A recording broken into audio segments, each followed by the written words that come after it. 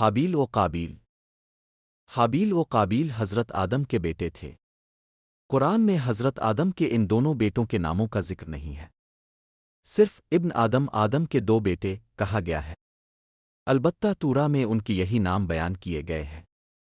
حضرت عبداللہ بن مسعود کی روایت اس طرح ہے کہ انسانی دنیا میں اضافہ کے لیے حضرت آدم کے زمانے میں دستور یہ تھا کہ حضرت حوا سے توام جڑواں پیدا ہونے والے لڑکے اور لڑکی کا عقد دوسری بار پیدا ہونے والے تمام بچوں کے ساتھ کر دیا کرتے تھے۔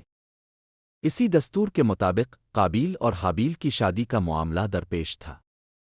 قابیل عمر میں بڑا تھا اور اس کی بہن عقلماں۔ حابیل کی بہن غازہ سے زیادہ حسین اور خوبرو تھی، اس لیے قابیل کو یہ انتہائی ناگوار تھا کہ دستور کے مطابق اس کی بہن کی شادی حابیل کے ساتھ کی جائے۔ فساد ختم کرنے کے لیے حضرت آدم نے یہ فیصلہ کیا کہ دونوں اپنی اپنی قربانی اللہ کے لیے پیش کریں، جس کی قربانی قبول ہو جائے وہی اپنے ارادے کو پورا کر لینے کا مستحق ہے۔ توریت کے مطابق اس زمانے میں قربانی کا یہ الہامی دستور تھا کہ نظر و قربانی کی چیز کسی بلند جگہ پر رکھ دی جاتی اور آسمان سے آگ نمودار ہو کر اس کو جلا دیتی تھی۔ اس قانون کے مطابق حابیل نے اپنے ریوڑ سے ایک بہترین دمبا خدا کی نظر کیا اور قابیل نے اپنی کھیتی کے غلے میں سے گرم خوردہ غلہ قربانی کے لیے پیش کیا۔ روایت کے مطابق حابیل کی قربانی قبول ہوئی۔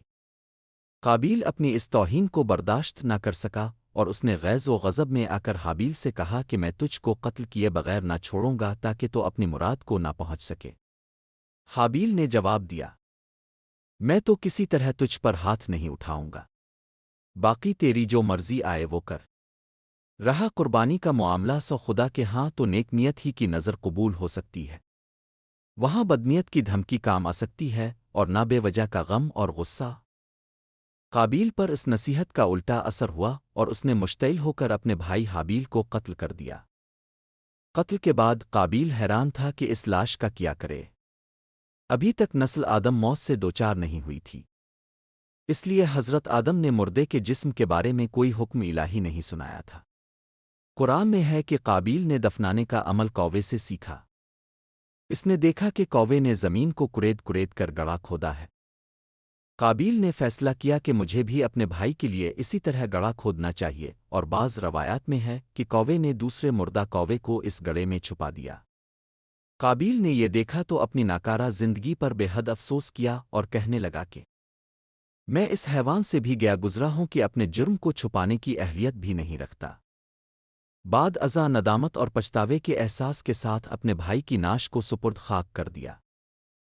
اس واقعہ سے دو قسم کی طرز فکر کا پتہ چلتا ہے، ایک شیطانی طرز فکر اور دوسری رحمانی طرز فکر۔ قابیل کی طرز فکر شیطانی تھی جبکہ حابیل کی طرز فکر رحمانی تھی۔ غصہ شیطانی طرز فکر کا انعکاس ہے، اس کے برعکس حلم و بردباری رحمانی طرز فکر کا پرتو ہے۔ شیطانی طرز فکر کے زیر اثر ہر عمل گھاٹے کا سودا ہے، جبکہ رحمانی طرز فکر کے تحت انجام پذیر ہونے والے اعمال سرتاپا خیر ہے۔